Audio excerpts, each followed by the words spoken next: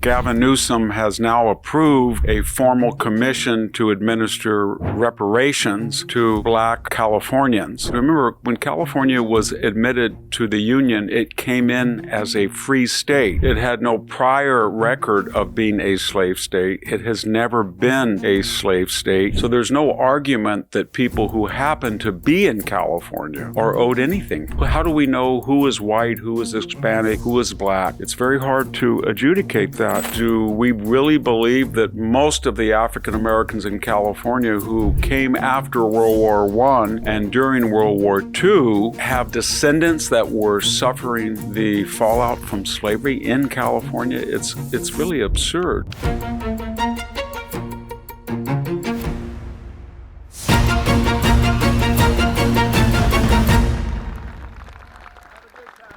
Hello, this is Victor Davis Hanson for the Daily Signal.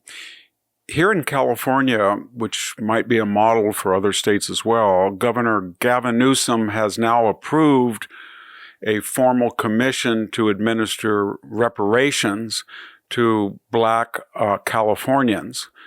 And they're not trying not to use the word reparations since it has such a bad connotation. But it's a bad idea in so many ways. Remember, when California was admitted to the Union, it came in as a free state. It had no prior record of being a slave state. It has never been a slave state. It has no historical baggage as perhaps the former Confederacies. So there's no argument that people who happen to be in California are owed anything by the state of any race. The second thing is we don't know how many Black Americans that are residents of California could trace their lineage back to California. In other words, do we really believe that most of the African Americans in California who came after World War I and during World War II have descendants that were suffering the fallout from slavery in California? It's really absurd. The third thing to remember is the Black population of California is about 5.4% of the 41 million people.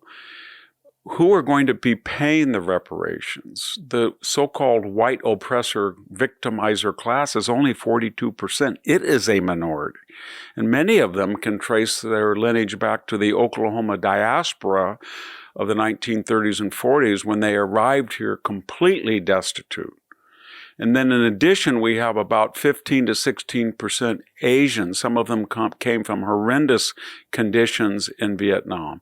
Some of them have families that were Japanese, have received money from the government as direct compensation for property they lost during World War II during the relocations. Some of them can argue that they were oppressed from the 19th century. Leland Stanford Jr., the president of the Southern Union Pacific Railroad, used Chinese laborers in a very exploitative manner. The point is that each particular minority group will then argue that they have claims on whom? Who is going to be the victimizer class when the so-called white population is the minority?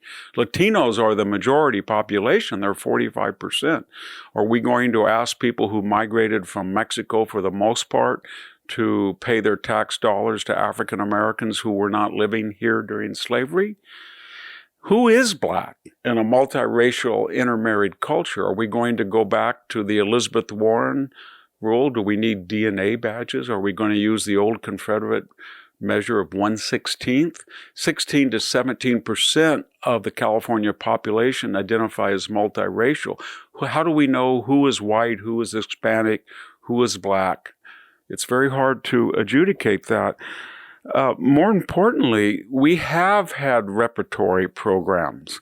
And remember, we are 157 years from the 14th Amendment that guaranteed citizenship for former slaves. We're 60 years from the EOP, affirmative action, and sort of reparations program of the Great Society that cost in some in some computations, about $20 trillion of transfers.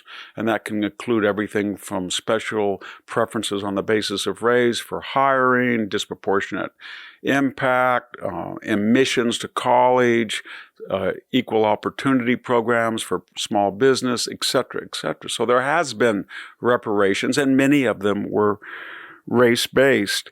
The final two considerations very quickly is California really had a $20 billion deficit. Gavin Newsom moved the money around and got by the mandatory requirement that California cannot borrow, but it basically cooked the books. It is in a perennial $20 to $30 billion deficit crisis each year. This is a state that has the highest income taxes, the highest gas taxes, and among the highest property, not rates, but actual taxes given valuations of homes, and as well as high sales taxes. So what would be the answer? If you really do want to address inordinate crime rates among the Black community, 72% of children are born to one parent family. There's an all-time high illegitimacy rate. Then why not work with the Black community leaders and suggest that the disintegration of the Black family, the two-parent household, is primarily the cause, statistically, why Blacks are not achieving the same economic status as, let's say, Indian Americans or other Asian Americans, Arab Americans, or white Americans.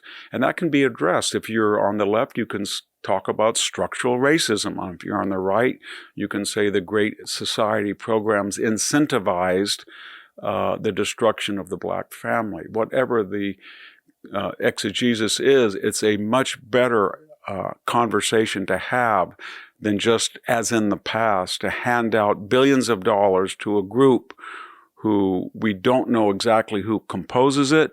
We don't know how one qualifies. We don't know how long they can trace residency in California or if it even matters. And we know that California has had no history of slavery.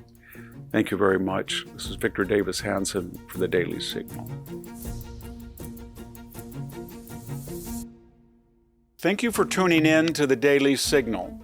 Please like, share, and subscribe to be notified for more content like this. You can also check out my own website at victorhanson.com and subscribe for exclusive features in addition.